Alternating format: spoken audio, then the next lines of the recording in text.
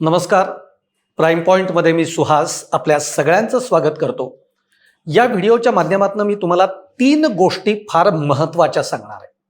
त्यातली पहिली गोष्ट म्हणजे सुनेत्रा पवार यांनी उपमुख्यमंत्री पदाची शपथ घेतल्यानंतर अवघ्या 2च दिवसात त्यांनी सांगली जिल्ह्याचा दौरा केला. त्या कराडला गेल्या आणि स्वर्गीय यशवंतराव चव्हाण यांच्या स्मृतीस्थळाला त्यांनी भेट दिली. थोडक्यात ते प्रीती संगमावर गेले. पण प्रीती संगमावर जाऊन सुनेत्रा पवार यांनी जबरदस्त मोठे असे 3 मेसेजेस हे दिलेले आहेत. ते काय मेसेजेस आहेत ते आपण बघणार आहोत या व्हिडिओतनं. त्यानंतर सुनेत्रा पवार हे सातारला गेले आणि अजितदादा यांचे जे अंगरक्षक, ज्यावेळी अपघात झाला त्यावेळी जे अंगरक्षक होते जाधव, त्या जाधव कुटुंबियांची सुनेत्रा पवार यांनी भेट घेतली, सांत्वनपर भेट घेतली.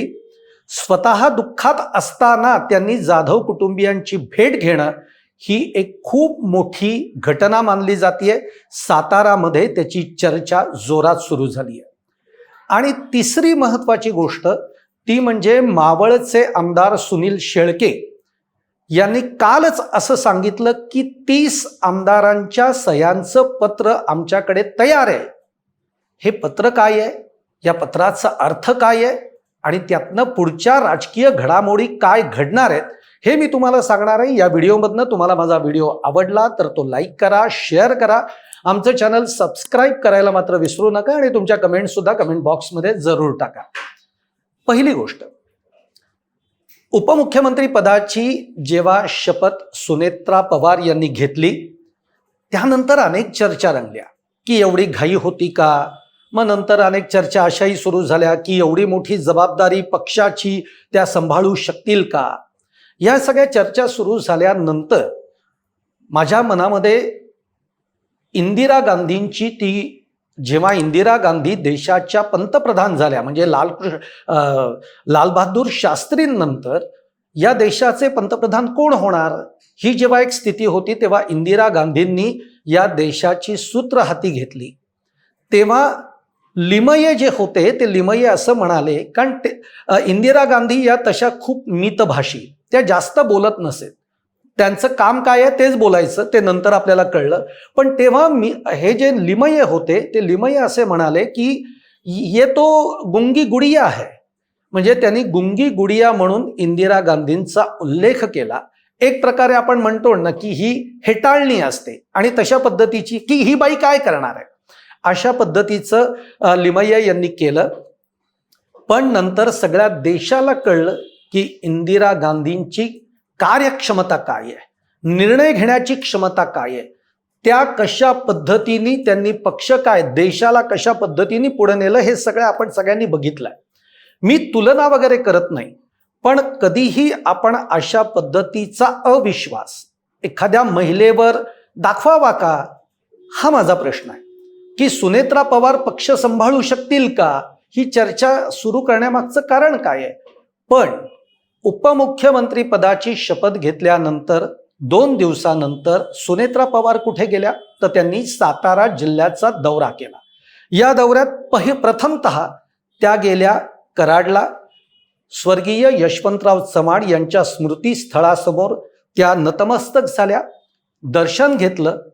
या प्रीती संगमावर जाऊन त्यांनी काय संदेश दिलेत ते आता मी तुम्हाला सांगतो. प्रीती संगमावर जाऊन पहिला संदेश त्यांनी भाजपला दिलेला आहे की अजित पवार या आतापर्यंत अजित पवार ज्या विचारधारेवर हा पक्ष चालवत होते तीच विचारधारा मी पुढे नेणार आहे. कुठली तर शिवशाहू फुले आंबेडकरांच्या विचारधारेवरच आमचा पक्ष चालणार आहे. जसं अजित पवार हे फक्त विकासाच्या राजकारणासाठी भाजप सोबत आलेले आहेत, पण त्यांनी आपल्या विचारधारेशी कधीही तडजोड केली नाही हे आपण बघितलेलं आहे. अगदी स्पष्ट शब्दामध्ये अजित पवारांनी सांगितलंय की शाहू फुले आंबेडकर हेच आम्ही मानतो, फक्त विकासाचं राजकारण करण्यासाठी आम्ही भाजप सोबत आहोत. आणि तोच संदेश सुनेत्रा पवार यांनी भाजपला दिलेला आहे की आम्ही तुमच्या बरोबर आहोत, आमचा पक्ष तुमच्या बरोबर आहे. तो केवळ आणि केवळ विकासाच्या मुद्द्यावर आहे. पण आमची विचारधारा ही शिवशाहू फुले आंबेडकरांचीच आहे आणि तीच राहणार आहे. हा सगळ्यात मोठा संदेश या स्मृतीस्थळावर जाऊन सुनेत्रा पवार यांनी दिला.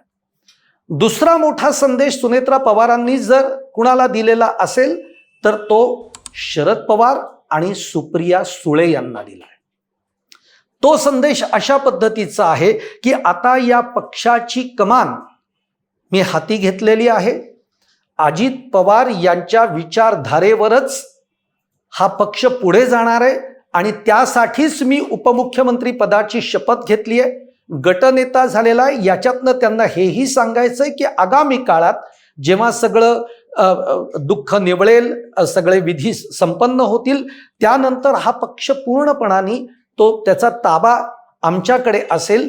त्यामुळे यापुढच्या काळामध्ये दोन राष्ट्रवादींना जर का चर्चा करायची असेल तर ती आता सुनेत्रा पवार यांच्याशी करावी लागणार आहे.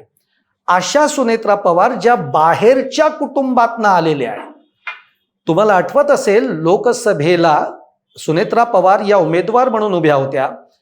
सुप्रिया सुळे त्यांचे स्पर्धक होते, म्हणजे प्रतिस्पर्धी सुप्रिया सुळे होत्या.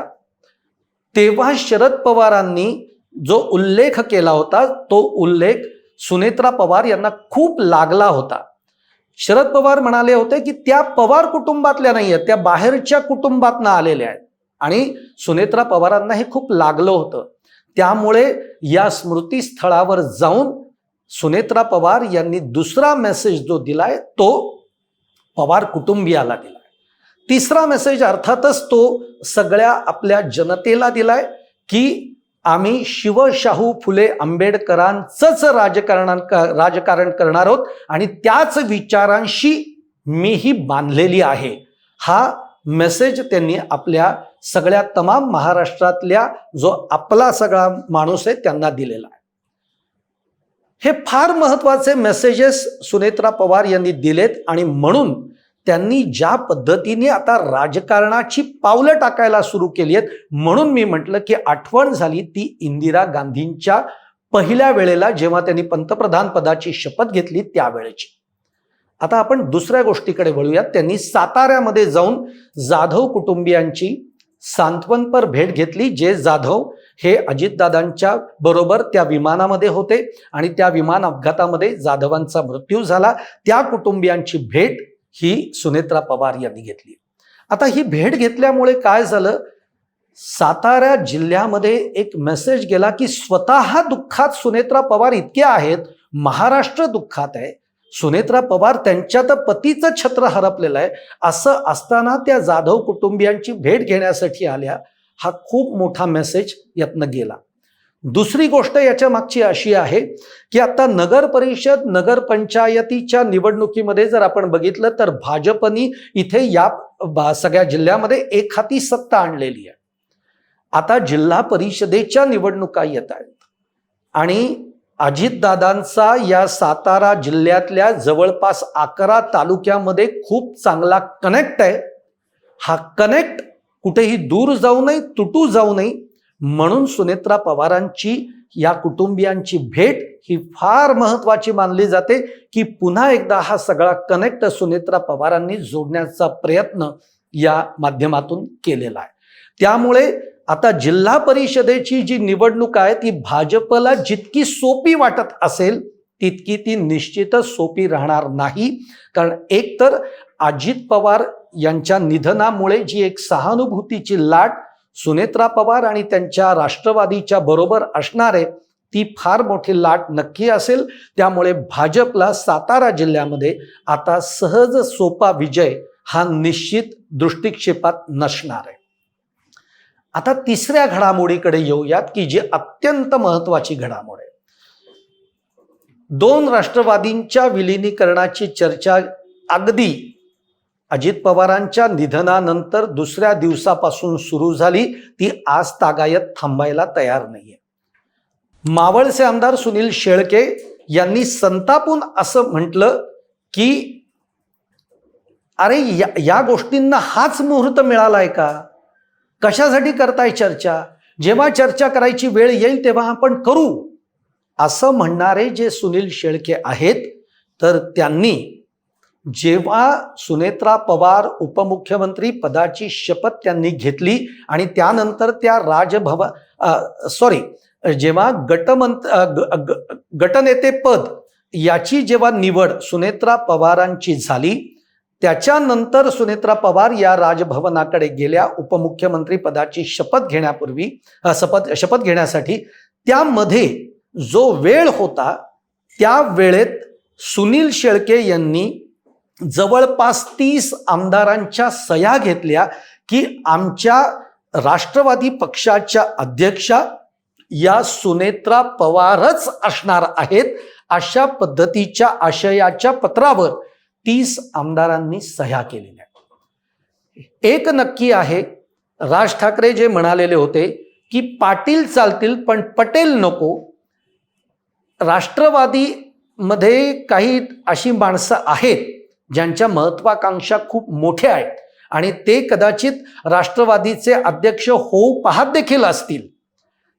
ते अशा काही घडामोडी घडू नयेत म्हणून सुनील शेळके असतील यांनी पुढाकार घेऊन 30 आमदारांच्या सह्या घेतलेल्या आहेत आणि त्या पत्राचा आशय हाच आहे की सुनेत्रा पवार याच राष्ट्रवादीच्या अध्यक्षा होतील, असल्या पाहिजे. आणि आतापर्यंत जो काही हे आहे की अजित पवार हे राष्ट्रवादीचे अध्यक्ष राहिलेत आणि मग कार्याध्यक्ष प्रफुल्ल पटेल आहेत, कार्य सचिव तटकरे आहेत, पण अध्यक्षा आता सुनेत्रा पवारच असतील. या 30 आमदारांच्या पत्राला फार महत्व आहे. आणि त्याच्यानंतर स्पष्ट शब्दामध्ये तुम्हाला जर आठवत असेल तर ज्यांच्यावर आता नुकतेच आरोप झालेले आहेत, ज्यांचं मंत्रीपद सुद्धा गेलं, ते कोकाटे जे आहेत, कोकाट्यांनी स्पष्ट शब्दामध्ये असं सांगितलेलं आहे की सुनेत्रा पवारच अध्यक्ष असतील, दुसरा विचार सुद्धा होणार नाही. याचा अर्थ लक्षात घ्या. या पत्राचा अर्थ काय होतो तर म्हणजे ही बातमी म्हणून बघायला सुद्धा हरकत नाही की चर्चा कितीही काहीही होऊ देत, सुनेत्रा पवारच राष्ट्रवादीच्या अध्यक्षा होतील. हेच मला या माध्यमातून सांगायचं आहे आणि हेच त्या 30 आमदारांच्या पत्राचं काय महत्व आहे हे तुम्हाला मला सांगायचं आहे की सुनेत्रा पवार याच राष्ट्रवादीच्या अध्यक्षा होतील, हाच त्याचा खरा मोठा अर्थ आहे. तुम्हाला माझा व्हिडिओ आवडला असेल तर तो लाईक करा, शेअर करा, चॅनल सबस्क्राईब करा आणि तुमच्या देखील काही कमेंट्स या कमेंट बॉक्समध्ये जरूर टाका. धन्यवाद.